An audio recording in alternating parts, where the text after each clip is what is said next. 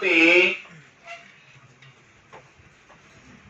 कोई पूछे जाए एमपीसी तो आप क्या बोलोगे? मॉडल व्यू कंट्रोलर जीटार आर्किटेक्चर को फॉलो करता है, इसमें कोड की प्रॉपर सेपरेशन है, जिसके वजह से कोड की टेस्टिंग। अब इसमें क्या है? व्यू बनेगी, व्यू लग बनेगा। अभी हम लोग क्या करते थे ASP.NET में, उसी पेज पे HTML, उसी पेज पे हम सारा कोड करते थे, उसी पेज पे हम डाटाबेस को एक्सेस कर रहे, तो पेज हैवी होगा। जितना पेज हैवी होगा सर्वर से उतना ज्यादा टाइम लेगा क्लाइंट की मशीन पे आने का। उससे क्या होगा? एक परफॉर्मेंस स्लो होगी सर्वर से जब पेज आएगा। लेकिन एमपीसी में क्या है? व्यूज नाम का एक अलग फोल्डर बना होगा, वो बिल्कुल लाइट वेट होगा, उसमें सिर्फ व्यू की ही कहानी होगी। दैट्स व्हाई एमपीसी की एप्लीकेशन से परफॉर्मेंस भी बेटर होगी। और ये लूजली कपल्ड है, ये एक दूसरे पे डिपेंडेंट नहीं है, लेकिन जो ASP.NET था वो टाइटली कपल्ड था। अब मॉडल क्या है? इसमें हम बिजनेस लॉजिक लिखते हैं। कंट्रोलर क्या है? रिक्वेस्ट हैंडलर है, यानी हमारी कोई भी रिक्वेस्ट, कुछ भी चाहिए, अगर एमपीसी आर्किटेक्चर फॉलो किया है तो हमारी रिक्वेस्ट किसके पास जाएगी? कंट्रोलर। तो कंट्रोलर क्या हुआ? Request handler. कंट्रोलर देखेगा कि कौन सी इंफॉर्मेशन मॉडल से चाहिए और उस इंफॉर्मेशन को पास करेगा व्यू। अब ये एमपीसी का मीनिंग कॉमन है जो मैं बातें कर रहा हूं, चाहे आप .NET में, चाहे PHP में, चाहे जावा में, चाहे पाइथन में। ठीक, तो अब मैं पहले आपको एक सिंपल एप्लीकेशन बनाऊंगा एमपीसी में। ठीक, पहले हम उसको थोड़ा सा समझेंगे।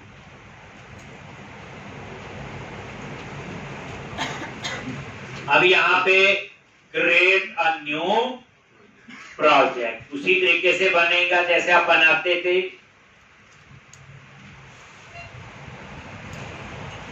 और यहां पे क्या चूज करना है? वही ASP.NET वेब एप्लीकेशन, सिंपल वही है टेम्पलेट। और यहां पे अंडरस्कोर MPC प्रोजेक्ट और टाइम दे दिया 105। MPC का प्रोजेक्ट है तो MPC प्रोजेक्ट 105, कुछ भी नाम रख सकते हो। कहां सेव करना है? ब्राउज करके पाथ बता दो। तो मैंने क्या किया हुआ, D ड्राइव के अंदर एक फोल्डर बनाया हुआ ASP.NET MPC। आपने देखा जब ASP.NET की प्रैक्टिस की तो ASP.NET फोल्डर में ASP.NEट MPC, देन ये फोल्डर आपने चूज कर लिया। MPC में मास्टरी होनी चाहिए और याद रखना MPC सिर्फ ASP.NEट में नहीं है, कल को पाइथन में काम करना है, वहां पे पूरा Django framework, Django web application के लिए होता है पूरा MPC। कल को PHP में काम करना है, वहां कोडिंग नाइटर, टेकजेंट, लारावाल, ये सारे क्या है? MPC फ्रेमवर्क है। जावा में काम करो, ये हर लैंग्वेज में होती है, बस फर्क क्या होगा? सिंटैक्स। मैं यहाँ C# का कोड लिखूंगा, कोई पाइथन का लिखेगा, कोई कंसेप्ट तो सेम रहेगा। मॉडल व्यू कंट्रोलर का मीनिंग तो यही रहेगा, यही होगा, रिक्वेस्ट हैंडलर ही होगा, ये सारी कहानी वैसे ही होगी। तो मैंने ASP.NET MPC फोल्डर बनाया है, सेलेक्ट किया, प्रॉपर फोल्डर बना के प्रैक्टिस किया करो, क्योंकि जितना हमारा सिलेबस है वो कभी भी आपका वन टाइम में यूज नहीं होगा। किसी प्रोजेक्ट में कुछ चाहिए, किसी में कुछ, तो पुरानी डॉक्यूमेंटेशन देखनी हो तो जरूरी। देन क्लिक ऑन क्रिएट और यहां चूज करो MPC। ये चेंज हो गया, पहले एम्पटी चूज करते थे, अब आ जाएगा MPC। Model view controller, then click on create, पे क्लिक किया। इसमें प्रॉपर वैलिडेशन, डिजाइन, लेआउट, ये आप प्रोजेक्ट के लिए सब कुछ पहले हम कुछ चीजें करके जाएं। आज मैं बोलूं इतना लेवल आपको हो गया कि डाटाबेस भी कोई अच्छी चीज है। इतना पता चल गया कि एक एप्लीकेशन में डाटाबेस और एप्लीकेशन कैसे वर्क करते हैं। अब ये सेम गेम जावा में भी होगा, सेम चीज पाइथन में, जिस मर्जी में काम करो, डाटाबेस बनाओ, टेबल बनाओ, स्टोर प्रोसीजर बनाओ। आगे उसके बाद कहां यूज करने हैं, हमने ASP डॉट में यूज किए, कोई जावा में करेगा, कोई पाइथन, कोई PHP में। सिर्फ हमें उसके क्या चाहिए, सिंटैक्स।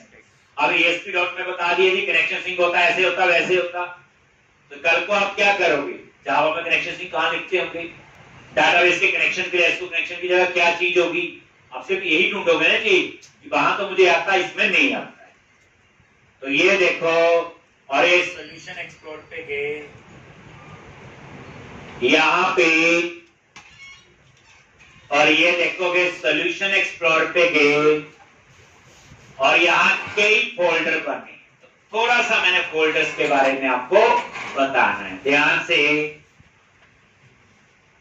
कुछ फोल्डर का आइडिया तो इजीली हो जाएगा, जैसे सबसे पहले वेब डॉट नहीं मत पूछना ये क्या होती, तो भेजती हो।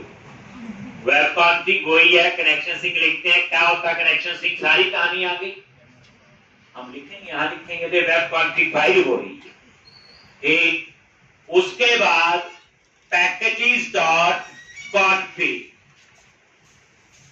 पैकेजेस डॉट कॉन्फिग जो फाइल है, इस फाइल को सिर्फ देखना ही होता है, इसको हम चेंज नहीं करते। इससे हमें ये पता चलता है कि इस प्रोजेक्ट में कौन कौन से पैकेज इंस्टॉल है और उसका कौन सा वर्जन है। ठीक, आप बोलोगे क्या फायदा, आपने प्रोजेक्ट बनाया, जो पैकेज यूज किए, जब उसे सर्वर पे डालेंगे, तब एप्लीकेशन तो घर में थोड़ी चलती, उस सर्वर पे वो पैकेज होने चाहिए विद सेम वर्जन। तो कई बार क्या होता, मेरे लैपटॉप पे ठीक चल रहा है, दूसरे पे नहीं चल रहा है, तो कई बार क्या होता वर्जन, क्योंकि आपको पता है हायर वर्जन की चीज लोअर में नहीं चलती, कभी लोअर की हायर में चल जाएगी।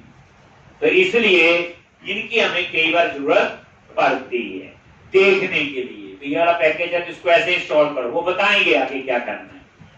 नेक्स्ट, उसके बाद फैब आइकन, क्या होता है ये जो लोगो होता है साइड में, जो पेज के ऊपर लोगो नहीं आता लेफ्ट हैंड साइड, ये स्टूडियो का आ रहा है ये, तो ये क्या होता है आपका फैब आइकन। कल को अपनी फाइल बना के मैं अपनी फोटो भी लगा सकता हूँ, आपका मन है हफ्ते फोटो लगानी मैंने अपनी, तो उसकी आइकन फाइल बनाओ और उसका नाम ये रखो, तो वो आनी शुरू हो जाए। ये फैब आइकन कई बार पता नहीं होता, एक्टर में पूछ लेते, तो ये सिर्फ क्या आपकी एक आइकन फाइल है, जैसे आप प्रोजेक्ट रन करो तो कॉर्नर पे जो आता है। नेक्स्ट, एक मॉडल्स फोल्डर, इसमें हम मॉडल बनाएंगे, तो कल भी लिखवाया, अगेन फिर मॉडल क्या है, क्लासिक। किसमें बनाएंगे, हम तो शीशा पढ़ रहे हैं उसी में बनाएंगे, और इस मॉडल में पूरा लॉजिक लिखेंगे। ये मॉडल्स फोल्डर आ गया, अभी बताया कोड की सेपरेशन है, तो यहां सिर्फ मॉडल्स बनाएंगे और इसमें सिर्फ लॉजिक लिखेंगे। क्या लिखेंगे वो बताऊं। उसके बाद ये कंट्रोलर्स फोल्डर है, वही that is your request handler, जो सारी रिक्वेस्ट को कंट्रोल करेगा। ये कंट्रोलर हो गया, यूज कैसे करना बात की बात है, करेंगे देखेंगे आज। और तीसरा फोल्डर है व्यूज, जो हमें स्क्रीन पे नजर आए। तो हमारी रिक्वेस्ट कंट्रोलर के पास जाएगी, वे मुझे एम्प्लॉय का डाटा चाहिए, रिक्वेस्ट किसके पास गई, कंट्रोलर, कंट्रोलर जाएगा मॉडल में, मॉडल से एम्प्लॉय के लिए जो डाटा फेच करने का मेथड होगा उसको कॉल करेगा और उसका डाटा किसको पास कर देगा, व्यू। व्यू में क्या होगी, HTML, बूटस्ट्रैप, CSS, जावास्क्रिप्ट, अच्छा व्यू बने। इन फोल्डर समझा के, मॉडल्स, व्यूज और यानी कोड की सेपरेशन होगी। मैंने तो नहीं बनाए फोल्डर, बने हुए मॉडल्स, व्यूज, कंट्रोलर। अब आप बताओ, अब हमने ASP डॉट में प्रोजेक्ट बनाया पहले, तो वहां तो बेचारा एक ही पेज होता था, वहीं टेक्स्ट बॉक्स लगाते थे, वहीं पेज लोड में कनेक्शन होता था, वहीं सारा कुछ होता था, एक पेज पे था।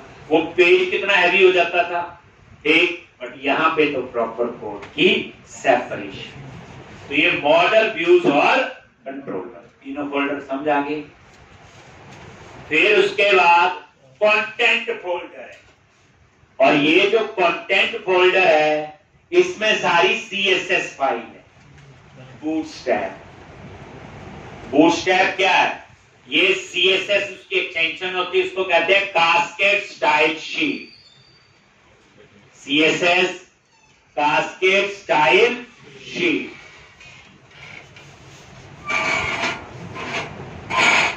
CSS क्या आ गया आपका, कास्केड स्टाइल शीट। तो ये CSS आपका क्या है, एक्सटेंशन है, ये बूटस्ट्रैप की क्लासेज होती है। अब क्वेश्चन आता है क्लासेज क्यों पढ़ते हैं, तो क्या बोलते हैं आप लोग, रीयूजेबिलिटी। ये न बोलना सर ने पढ़ाई थी इसके क्लासेज सुनी है, C++ सबको आती है, क्यों पढ़ते हैं क्लासेज, सिलेबस में होती नहीं, क्लासेज हम पढ़ते हैं रीयूजेबिलिटी के लिए। तो मैंने बोला क्लासेज तो बूटस्ट्रैप में होती है, CSS में, बस फर्क कितना है, जो क्लासेज हम पढ़ते हैं C++ में या C# में, उसमें प्रोग्रामिंग होती, इसमें प्रोग्रामिंग नहीं होती, इसमें सिर्फ डिजाइनिंग। जैसे मैंने क्लास बना दी कि जितने भी टेक्स्ट बॉक्स लगेंगे उसका ऐसा डिजाइन आना चाहिए, राउंडेड आना चाहिए, या ऐसे भी है, ये कलर आना चाहिए सारा। तो मैं एक बार क्लास बना दूंगा, फिर सारे टेक्स्ट बॉक्स पे उस क्लास को मैं अप्लाई करूंगा। इसका मतलब क्या हुआ, रीयूजेबिलिटी। अब कई लोग क्या करते हैं, उसी कंट्रोल पे जाके क्लास बनाते हैं, वो इनलाइन स्टाइल होता है, वो कभी भी यूज नहीं होता। क्लासिक तो रीयूजेबिलिटी है, तो ये वही बूटस्ट्रैप है, जब करेंगे यूज तो हम पहुंचेंगे तो बताएं।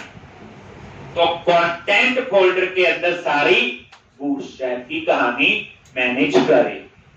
स्क्रिप्ट्स,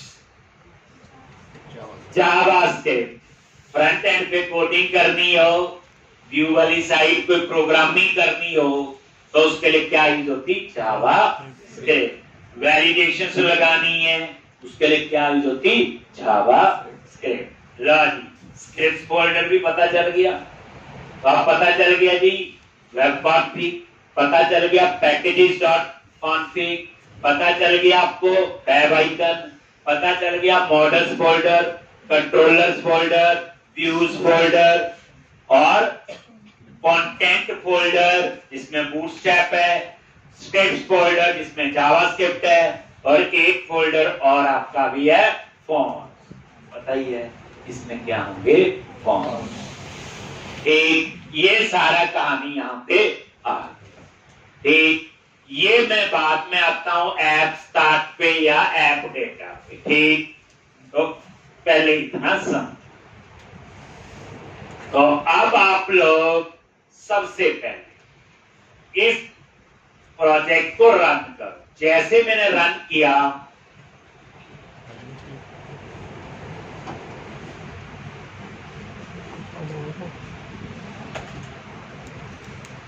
तो ये जो स्क्रीन अब आएगी नजर,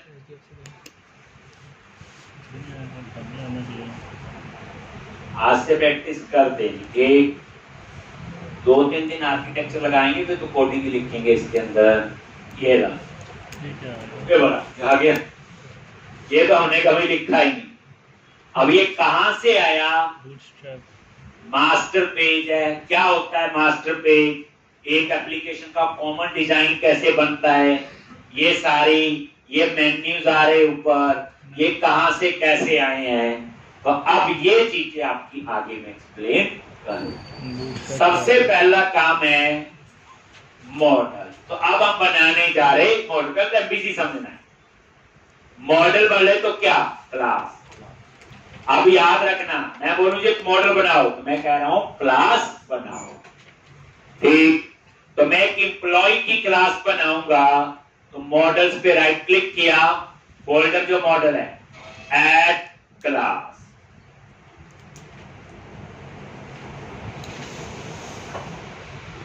ऐड क्लास, और क्लास का नेम दे दिया मैंने एम्प्लॉय। क्लास का नेम क्या दे दिया? एम्प्लॉय।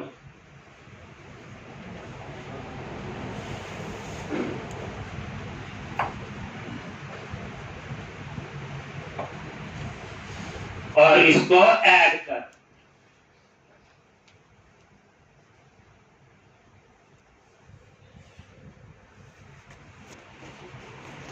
देख लो मॉडल्स फोल्डर है, इसके अंदर एक क्लास बनाई employee.cs।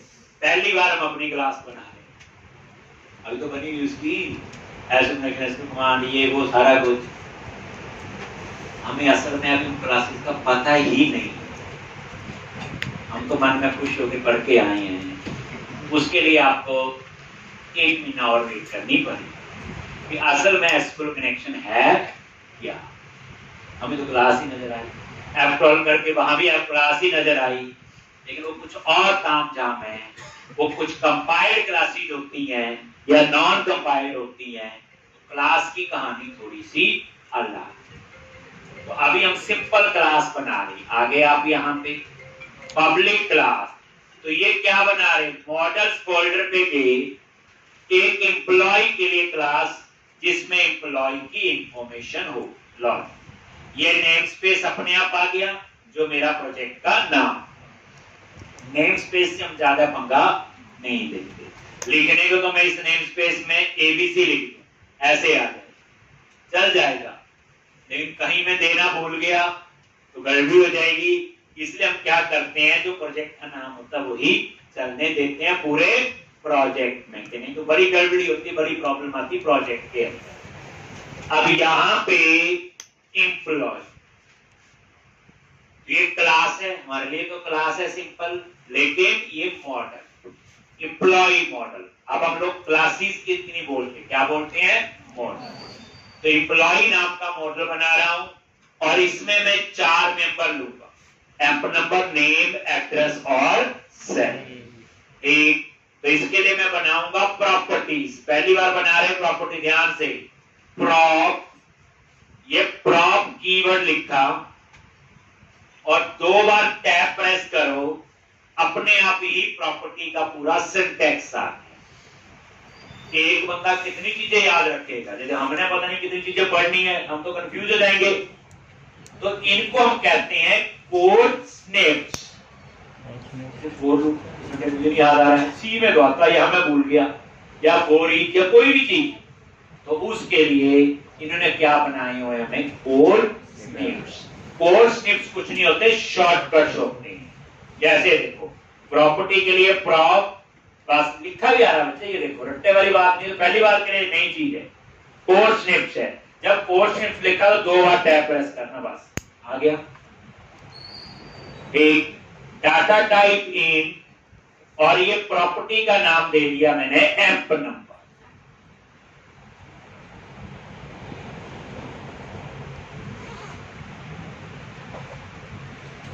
एम्प नंबर क्या आपका, प्रॉपर्टी का नेम, कुछ भी रख सकते हैं, पर मैं एम्प्लॉय की इंफॉर्मेशन है तो एम्प नंबर बताया था। प्रॉपर्टीज में भी रीड ओनली, प्रॉपर्टीज में भी राइट ओनली। हम इसकी जगह स्ट्रिंग वेरिएबल भी ले सकते थे, इंटीजर वेरिएबल, सॉरी, ठीक, वो आप ले सकते हो, पब्लिक, इंट और ऐसे, ये वेरिएबल हो गया।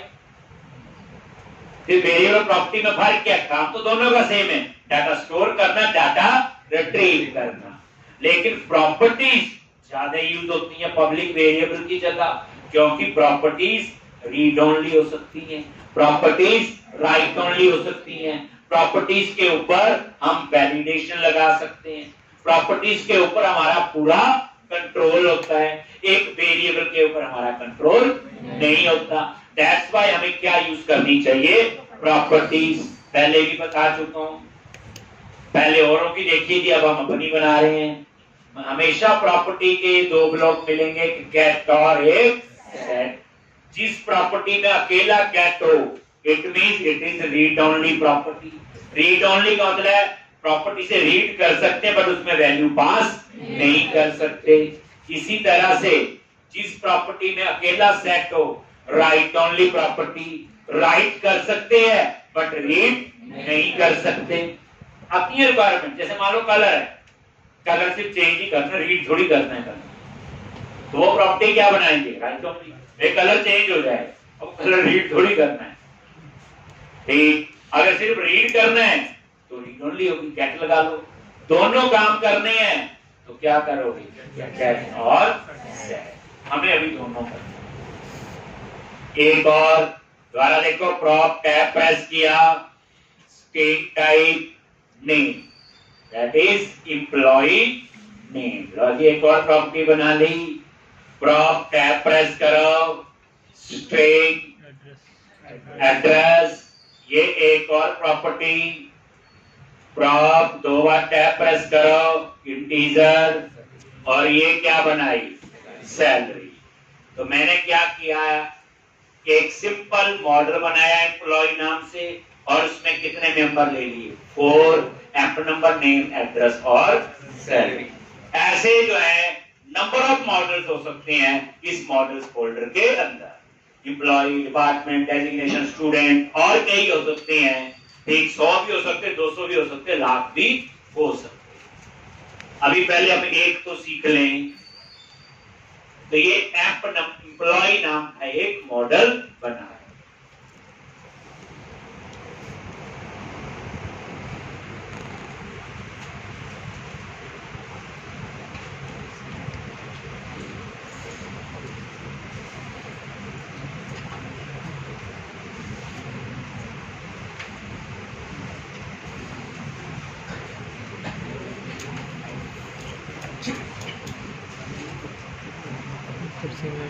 हो गया, चले आगे।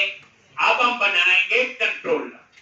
क्या बनाएंगे, कंट्रोलर, जहां इस मॉडल को एक्सेस करें। चले आगे, देख लिया ये बच्चे। तो ये मॉडल है। अब इसे ऐसे कंसीडर करो, इस मॉडल्स फोल्डर में ऐसे नंबर ऑफ मॉडल्स बन सकते हैं, नंबर ऑफ क्लासेस। अब बनाएंगे कंट्रोलर। ये कंट्रोलर के अंदर होम कंट्रोलर बना हुआ, अभी छोड़ दो, हम अपना बना रहे हैं। कंट्रोलर्स पे राइट क्लिक किया, ऐड कंट्रोलर। अब हम कंट्रोलर बनाएंगे, फिर बनाएंगे व्यू। अभी तो पता चलेगी पूरी कहानी, अभी तो थ्योरी बताई थी। कंट्रोलर्स पे राइट क्लिक करो, ऐड कंट्रोलर, आरा लिखा हुआ, ऐड कंट्रोलर, सबसे ऊपर ऐड कंट्रोलर। कंट्रोलर्स फोल्डर पे राइट क्लिक करो, ऐड कंट्रोलर, सबसे ऊपर लिखा है कंट्रोलर, और यहां लिखा आ रहा है कंट्रोलर MVC5 कंट्रोलर।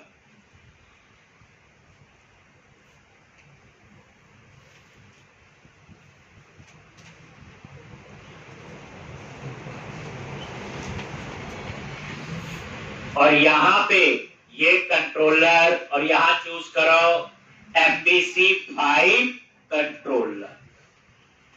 ये MVC5 वही मॉडल व्यू कंट्रोलर, और ऐड करो।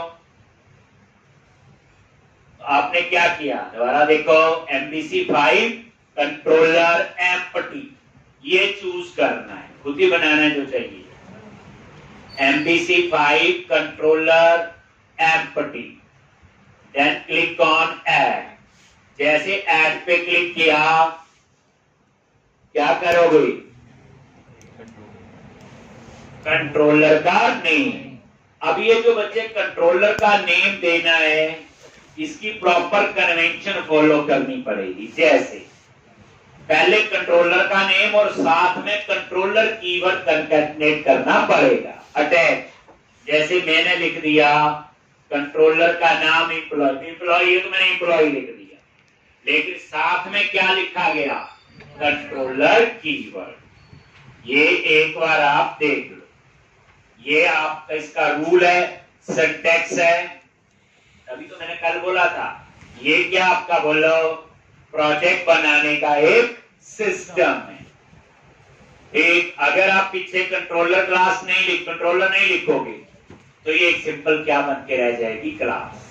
फिर ये कंट्रोलर कंसीडर नहीं होगा।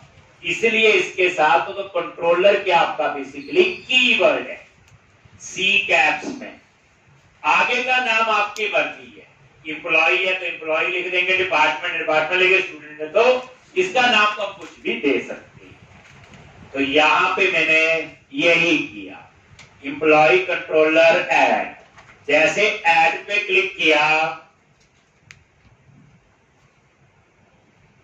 लॉन्च। अब कंट्रोलर फोल्डर के अंदर employee controller dot C S file बन होती तो क्लास ही नहीं है सारी, ये देख लो आपके सामने नजर आ रहा है। और ये देखो पब्लिक क्लास एम्प्लॉय कंट्रोलर। अगर मैं ये कंट्रोलर कीवर्ड इससे हटा दूं तो चाहे कंट्रोलर इनहेरिट भी है तब भी क्या कंसीडर होगी, क्लास। इसलिए कन्वेंशन पूरा ध्यान रखना आपने। ये लो,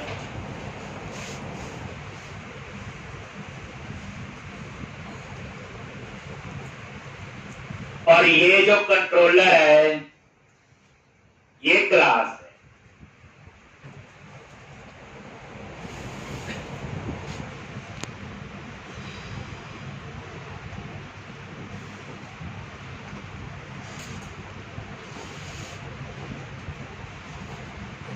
ठीक, ये इनहेरिट हुई है, मैंने नहीं बनाई।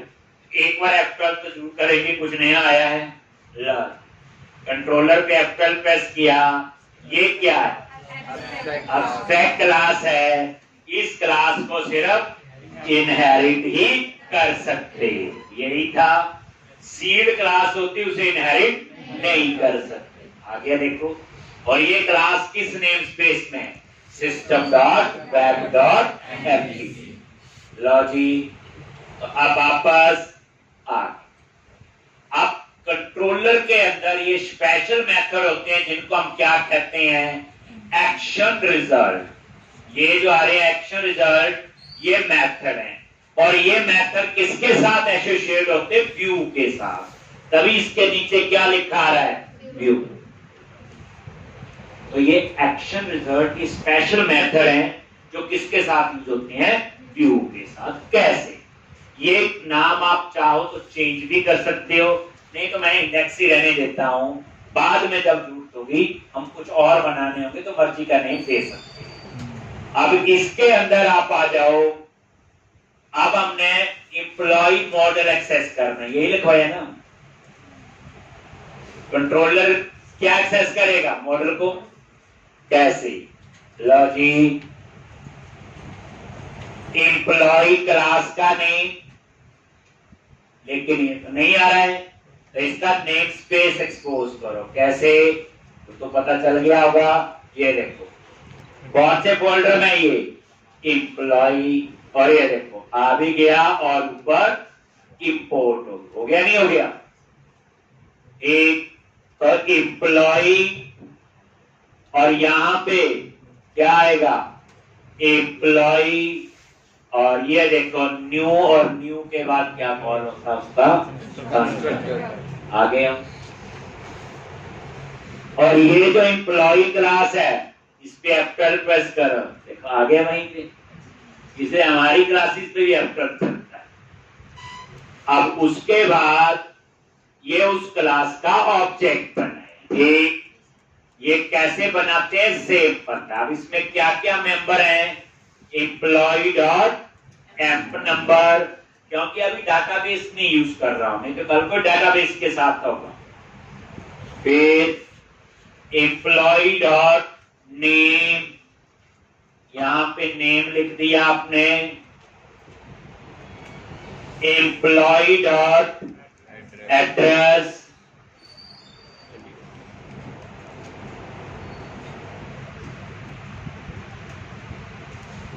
Employ dot salary. लो,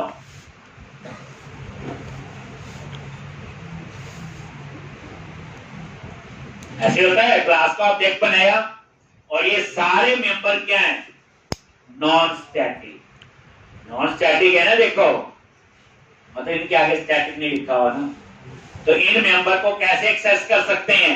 क्लास के ऑब्जेक्ट के साथ। तो मैंने क्या किया, यहां क्लास का ऑब्जेक्ट बनाया एम्प्लॉय और डॉट करके सारे मेंबर में डेटा पास कर दिया। अब ये तो हो गया पुराना तरीका, जो पद C++ में ऐसे ऑब्जेक्ट बनाओ और ऐसे। कितनी लाइन लिखनी पड़ी मुझे? 5। क्या ये काम एक लाइन से हो सकता है? ठीक, तो आप इसको बना दो कमेंट। सेलेक्ट किया, कैसे बनाते हैं?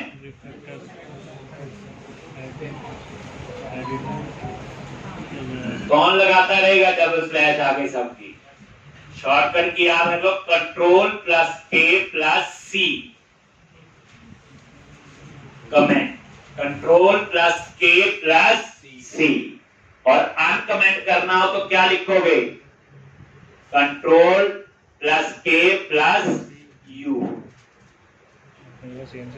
अनकमेंट। ये 100 लाइन है, इकट्ठी कमेंट बनानी है। कौन आगे आगे स्लैश लगाता रहेगा? एक सेलेक्ट करो, Ctrl+K+C, C की जगह U कर दो तो अनकमेंट। ये याद रखने बार बार चाहिए होते हैं। अब मैं इसकी जगह यही काम करना है एक लाइन।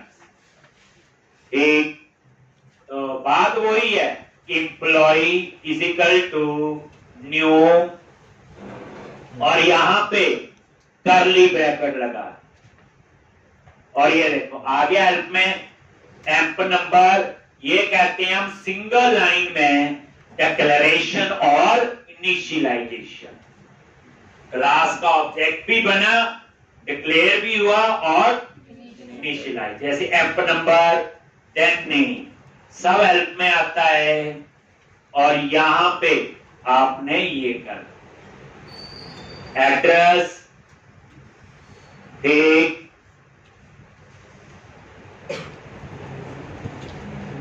एड्रेस, सैलरी और एंड विद सेमीकोलन।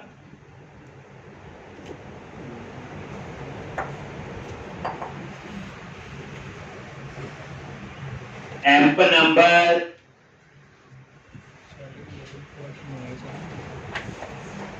सही है ना?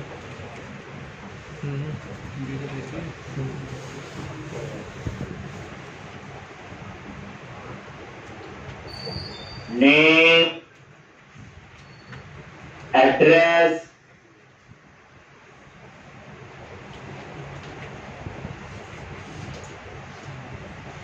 और सैलरी।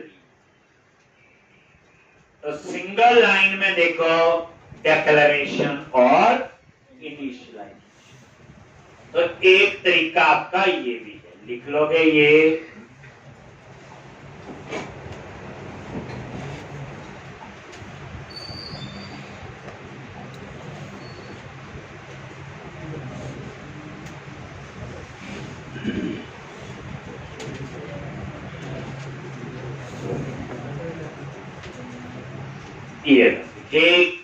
एक और तरीका, वो पता चले आपने कोई भी याद नहीं रखा, एक जरूर रख लेना यार। एक कोई भी मतलब इसमें कोई वो नहीं है कि अच्छा या बुरा है।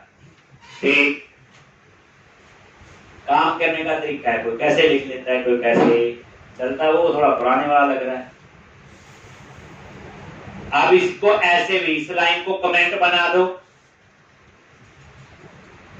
लिख लिया ये एक लाइन में ला, इसको कमेंट। अब इसकी जगह फिर वही एम्प्लॉय न्यू ये, और यहां पे ऐसे क्लास का ऑब्जेक्ट बनाया, ये भी काफी यूज करते हैं। ये लो एम्प नंबर, ये देखो सब हेल्प में, गलती का चांस ही कोई नहीं है। नेम, डेट, एड्रेस,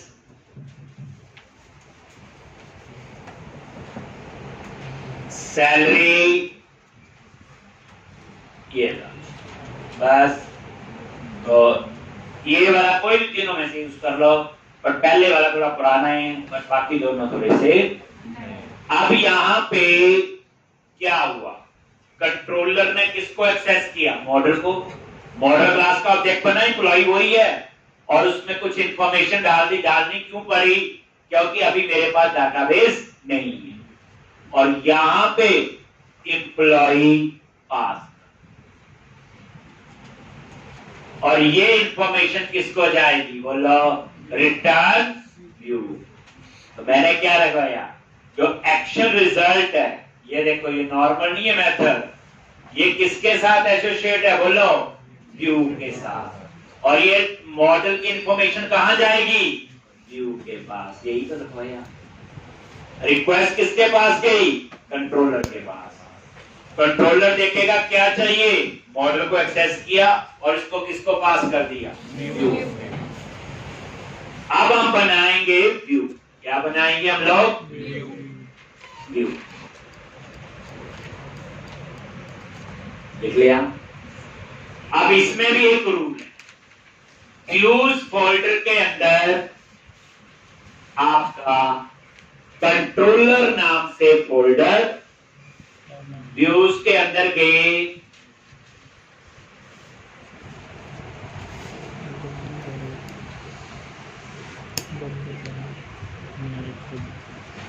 और यहां पे एम्प्लॉय नाम का क्या है?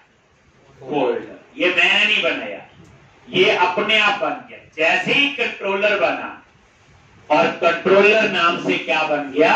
फोल्डर। फोल्डर का नाम आ गया एम्प्लॉय। कंट्रोलर तो कीवर्ड है ना, वो नहीं आएगा। ठीक, तो व्यूज के अंदर एम्प्लॉय नाम का फोल्डर बना हुआ। एम्प्लॉय बोले तो कंट्रोलर नाम। अब इसमें कन्वेंशन समझो। मान लो आपके प्रोजेक्ट में 100 मॉडल है, बना लिए, 100 कंट्रोलर बना लोगे, व्यूज के अंदर वो 100 फोल्डर बन जाएंगे, कोड की प्रॉपर डिवीजन होगी। अब इस एम्प्लॉय फोल्डर में मैं वही व्यू बनाऊंगा जो एम्प्लॉय कंट्रोलर के साथ यूज होंगे। तो कोड को आइडेंटिफाई करना, कोड को टेस्ट करना आसान होगा। तो एम्प्लॉय फोल्डर पे राइट क्लिक करो, ऐड व्यू। अब क्या बनाएंगे? व्यू। और व्यू का नेम और एक्शन का नेम सेम होना चाहिए। तो मेरे एक्शन का नाम है इंडेक्स। हम बात कर रहे हैं, ये क्या नेम है इसका? बोलो, इंडेक्स। अगर इसका नाम कुछ और रख लो तो वो होना चाहिए। तो इंडेक्स नाम से क्या बनाएंगे? व्यू। तो व्यूज के अंदर एम्प्लॉय पे राइट क्लिक किया, ऐड व्यू, और यहां पे MVC 5 view, then click on add, और ऐड पे क्लिक कर आगे। और व्यू का नेम क्या रखना है? इंडेक्स। बताया, जो एक्शन का नेम है। और टेम्पलेट एम्प्टी रहने दो, हम भी एम्प्टी हैं। और उसके बाद ऐड पे क्लिक कर। अब ये क्या करेगा? index.cshtml नाम से एक फाइल बनाएगा जहां पे हम HTML वगैरह की सारी कहानी लिखते हैं। सिंपल ऐड पे क्लिक कर। जैसे ऐड पे क्लिक किया तो एम्प्लॉय फोल्डर के अंदर इंडेक्स नाम से बन गया, और इसका पूरा नाम है index.cshtml। ठीक, बात वही, कंट्रोलर के पास रिक्वेस्ट की, दैट इज एम्प्लॉय कंट्रोलर। वही मुझे एम्प्लॉय का डाटा चाहिए, तो मैंने इंडेक्स में क्या किया? एम्प्लॉय मॉडल क्लास का ऑब्जेक्ट बनाया और उसमें कुछ डाटा डाला और उसको पास कर दिया व्यू। अब ये व्यू index.cshtml, और यहां पे मैं अपना कोड लिखूं। ठीक, तो ये जो लिखा आ रहा, हमें नहीं पता क्या, डिलीट कर। अब खुद लिखना है। तो अब आपने यहाँ पे कैसे आपने मॉडल को एक्सेस करना है और कैसे यहाँ पे डेटा आए। पहली बार @मॉडल, ये जो @ आगे है, ये सिंटैक्स है। बेसिकली ये जो पेज होते हैं इनको हम कहते हैं रेजर पेजेस, RAZOR। ये जो व्यू है that is your razor pages. और रेजर पेजेस का जो सिंटैक्स है easy to use, user friendly, उसमें सिंपल आपका ऐड का रेट लगता है। क्या लगता है उसमें?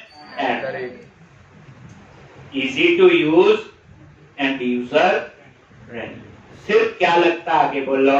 ऐड का रेट। सिंपल सिंटैक्स है। मॉडल कीवर्ड है एम स्मॉल में, याद रखना। और किस मॉडल को ऐड करना है? एम्प्लॉय। कैसे ऐड होगा? तो यहां बच्चे इसका पूरा नेम स्पेस लिखना पड़ेगा। ये इसी में ना एम्प्लॉय क्लास। कैसे लिखूंगा देखो, जो नेम स्पेस है वही प्रोजेक्ट का नेम डॉट मॉडल्स डॉट। तो ये ऊपर हमने मॉडल ऐड कर दिया, @मॉडल, ये कीवर्ड है एम स्मॉल में। मॉडल ऐड किया, जैसे आप ऊपर हैश इंक्लूड करके ऐड करते थे, कुछ करना हो इसमें ऐसे। पहली बात, एक व्यू में एक ही मॉडल ऐड होगा, एक से ज्यादा कभी नहीं होंगे। जैसे मान लो आप चाहते एक और मॉडल चाहिए, एक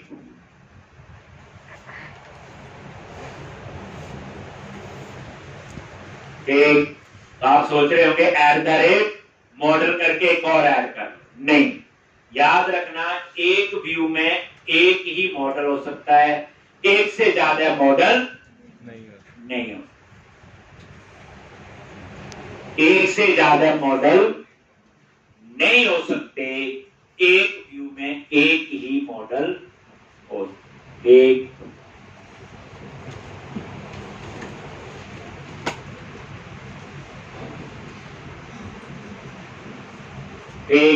व्यू में एक ही मॉडल ऐड हो सकता है, एक से ज्यादा मॉडल ऐड नहीं। ठीक हो गया, ऊपर ऐड हो गया मॉडल। एम्प्लॉय क्या है? ये वही तो है बच्चे, देखो F12 प्रेस करो, ये वही तो है जो हमने बनाया हुआ। ये आगे नेम स्पेस, पूरी कहानी समझ। अब मैंने यहाँ पे हेडिंग H2, H1, H3 आपने सुने होंगे। एक पेज पे हेडिंग H1 एक ही लिखना चाहिए, एक से ज्यादा कभी भी नहीं लिखने चाहिए। लिख सकते हैं, एरर नहीं आती, पर अगर आपने एक से ज्यादा H1 रखे हैं तो कल को गूगल में सर्च करना हो तो गूगल किसी हेडिंग को सर्च करेगा, तभी वेबसाइट ऊपर आएगी हमारी रैंक में। तो उस केस में अगर मल्टीपल H1 लगाए हो तो फिर भी हो जाएगी, भूल जाएगा कौन सा हेडिंग है कौन सा नहीं। ये गूगल की गाइडलाइन, तो पूरी बात समझेंगे। इसलिए मैं H1 कम यूज करता हूं, जहां चाहिए हो तो एक बार ही एक पेज पे यूज करना चाहिए। तो H2 करता हूं, जहां H2 जितने मर्जी लगाओ, H2, H3 है तो आप जितने मर्जी लगाओ। जैसे मैंने यहां लिखा एम्प्लॉइज डिटेल, एम्प्लॉय की डिटेल आएगी नीचे, ठीक यही तो आएगा एम्प्लॉइज डिटेल। अब हम इसको रन करके देखेंगे ये डिटेल कैसे आ रही। तो वही यहां पे रन करो, ये यहां पे गए रन किया। अब आप एक और फंडा समझोगे क्या है।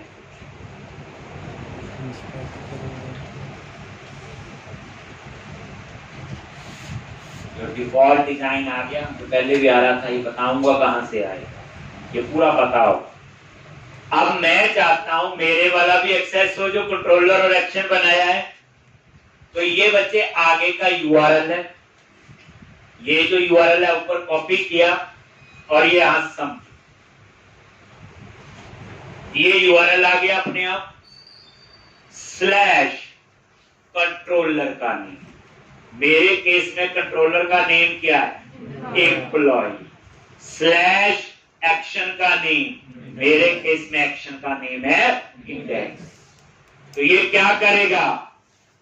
एम्प्लॉय कंट्रोलर का इंडेक्स एक्शन जो है वो कॉल करेगा।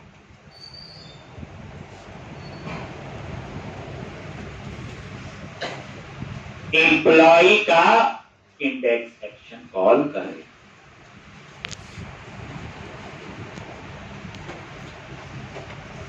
एम्प्लॉय का इंडेक्स, तो यूआरएल कैसे लिखना है, यहां पेज पूज नहीं लिख सकते।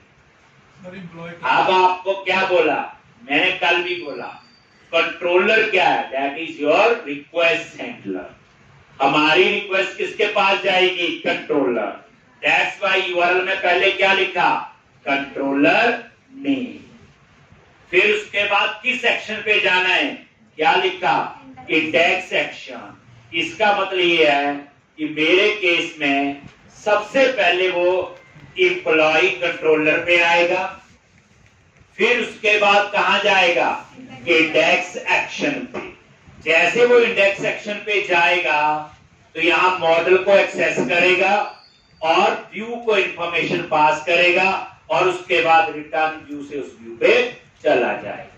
यानी यहां पेज नहीं जा सकते और सीधा index.ch नहीं, यहां जो भी कहानी आपको अटेंडेंस लगा के ही जाना पड़ेगा कंट्रोलर के पास, आप एप्लीकेशन के अंदर डायरेक्ट नहीं घुस सकते। ये सिंपल समझो, ठीक। तो ये पूरी कन्वेंशन बच्चे समझो। यहां पे क्या आएगा, बोलो, कंट्रोलर नेम, कंट्रोलर नेम, और यहां पे क्या आएगा, एक्शन नेम। बस ये चीज आप लोग याद रखो, एक्शन नेम। फिर आगे का तो जो होगा वही होगा, उसमें हम कुछ नहीं कर सकते। जैसे पिछले पेज का नाम देते ना employee.aspx, देखा होगा आपने, यहाँ पे ऐसा नहीं है। यहाँ पे एप्लीकेशन के अंदर एंटर करने के लिए सीधा कंट्रोलर के पास रिक्वेस्ट जाएगी। कंट्रोलर को नहीं पता व्यू क्या है, मॉडल, हम उसे बोलेंगे कि ये वाला कंट्रोलर है और ये वाला एक्शन है, तो हमने उसे बता दिया एम्प्लॉय कंट्रोलर और एक्शन में। कैसे, ये देखो, ये आगे यूआरएल में मैंने लिखा /employee। याद रखना यूआरएल केस सेंसिटिव नहीं होता, स्मॉल कैप्स की घबराने की जरूरत नहीं है। स्लैश क्या लिखोगे, इंडेक्स, और एंटर प्रेस किया, वो देखो आ गया एम्प्लॉय डिटेल। अब आप चाहते हो ये एम्प्लॉय डिटेल सेंटर में आए, आप चाहते हो थोड़ी फॉर्मेटिंग हो जाए, तो हम इसके ऊपर अप्लाई करेंगे बूटस्ट्रैप। बूटस्ट्रैप की फाइल कहां पे है, बोलो। एक, मैंने ना प्रोजेक्ट को नहीं क्लोज किया, ध्यान दोगे, ब्राउजर में वो प्रोजेक्ट की आउटपुट आ रही, तो याद रखना जब आप HTML में चेंज करो तो प्रोजेक्ट दोबारा रन करने की जरूरत नहीं। HTML पेज को रिफ्रेश करो, अपने आप ही चेंजेस रिफ्लेक्ट करते हैं। हाँ, C# के कोड में करो तो बंद करके दोबारा प्रोजेक्ट कंपाइल करना पड़ता है। जैसे देखो, मैंने इसको बंद नहीं किया, मिनिमाइज किया। अब मैं यहाँ बूटस्ट्रैप की क्लास कैसे अप्लाई कर रहा हूं, देखो, क्लास मैंने लिखा text-primary, क्या लिखा, अब ये text-primary जो है बूटस्ट्रैप की क्लास है। अब ये कहां से आ रही, कैसे आ रही, वो बाद में बताऊं। अब ये देखो, ये आगे ब्राउजर में, अब रिफ्रेश करो, वो देखो थोड़ा कलर चेंज हुआ इसका। एक, आप चाहते सेंटर में आए, तो यहां पे text-center, ये बताऊंगा कैसे आएंगे, पर इतना समझ लो कंटेंट फोल्डर से आ रहा है। वो कैसे आ रहा है वो कहानी बाद में। ये लो, सेंटर में आ गया, ठीक। ऐसे ही अब थोड़ा सा याद रख लो, अगर text-info लिखूं, text-info, तो थोड़ा सा चेंज और हो है, चेंज हुआ है, कलर चेंज हुआ, ठीक। अगर आप इसकी जगह text-success, ये देखना अभी, वो देखो थोड़ा ग्रीन सा कलर है यहाँ, ठीक। text-, ये तो बताइए, डेंजर, ये कलर आता आपको, ये, ठीक। तो इस तरह से मतलब अब आइडिया हो गया ना, text-info, text-success, text-primary, ये। अब ये क्लासेस हम रोज यूज करेंगे, इसलिए इसको रट्टा मारने की जरूरत नहीं। अब रोज हर प्रोग्राम में हमने ऐसी 2-4 क्लासिक बूटस्ट्रैप की यूज करनी, हमें अपने आप ही बूटस्ट्रैप आना शुरू हो जाए। ये क्लासेस हैं, अभी बताया रीयूजेबिलिटी के लिए बूटस्ट्रैप में क्या बनती है, क्लासेस। एक जहां भी tax icon danger law primary ठीक लग रही थी मेरे को, मैंने वो सेंटर आपको पता है। अब उसके बाद देखो ये रिफ्रेश किया, देखो आ गया। अब इसके नीचे मुझे आउटपुट दिखानी है, जो डाटा आ रहा है, डाटा तो आया नहीं, तो उसके लिए आप लोग टेबल बनाओ। HTML का टेबल सुना हुआ? लो जी, तो सुन तो लिया होगा। बूटस्ट्रैप बताओ टेबल, टेबल पे कौन सी अप्लाई करोगे? टेबल, इसका ये तरीका होता है बच्चे, table hyphen border, table space table hyphen border, border आ जाएगा। अब यहां देखो हेल्प में आ रही है, कोई भी क्लास लगा दो, डिजाइन चेंज करेगा, हमें समझ आ जाएगा, मतलब एरर थोड़ी आएगी इसमें, तो डरने की जरूरत है। कुछ एरर आ गई, बॉर्डर बॉर्डर आ जाएगा, नहीं चाहिए हटा दो। जैसे टेक्स्ट आइकन ओवर, क्या होगा, माउस लेके जाएंगे वो थोड़ा सा ऊपर हाईलाइट सा हो जाएगा। एक लॉजिक जो जो नजर आ रही, गुस्से वाली बात कोई है ही नहीं। क्या लिखोगे, बस तरीका याद रखो, टेबल हाइफन स्ट्राइक। नहीं समझ आया, लगा लो, फिर हटा दो, फिर लगा लो, पता चल जाएगा। कई बार बस डिजाइन है, इसमें तो ऐसा कुछ नहीं है। एक तो ये आपने तरीका याद रखो। टेबल पे बूटस्ट्रैप अप्लाई करना है तो टेबल पहले लिखना है, space then table icon table icon table icon सब मिलते। अब उसके अंदर हेडिंग देनी है, PH टेबल हेडिंग, याद रखो। कई लोग हेडिंग के लिए T हेड टैग नहीं लगाते, ये लगाना जरूरी है, गूगल की गाइडलाइन। गूगल ना बड़ा काम करता है बच्चे, काम काम जो वेबसाइट बनी होती, कैसे ऊपर आएगी, कैसे ये हेडिंग्स काम करते हैं। तो ये मैंने TH टैग लगा दिया, टेबल हेडिंग, और ये हेडिंग की रो बनेगी, TR हो गया टेबल रो, और इसके अंदर TH हो गया टेबल हेडिंग। अब रोज HTML लिखनी, रोज बूटस्ट्रैप, बाकी तो काम जाम होगा ही। एक तो जैसे मैंने लिखा जी, क्या चाहिए मुझे, एम्प नंबर, TH होता टेबल हेडिंग लो, और यहाँ पे नेम, यहाँ पे एड्रेस, यहाँ पे सैलरी, और ये आपको जरूरत नहीं। लो आगे रनिंग है, मैंने बोला तो ब्राउजर में जाओ, रिफ्रेश करो, अभी पता चलता। आगे है टेबल सा बना आया हुआ, स्ट्राइप नहीं समझा रहा, इसको थोड़ा सा हाईलाइट के साथ है। अब उसके बाद नीचे आपने डेटा डिस्प्ले करना, क्या करना है, डेटा डिस्प्ले। तो डेटा डिस्प्ले के लिए क्या करोगे, टी हेड के बाद लगाओ टी बॉडी, यही नहीं लगाते, सीधा TR लिख देते हैं, तो गलत अप्रोच।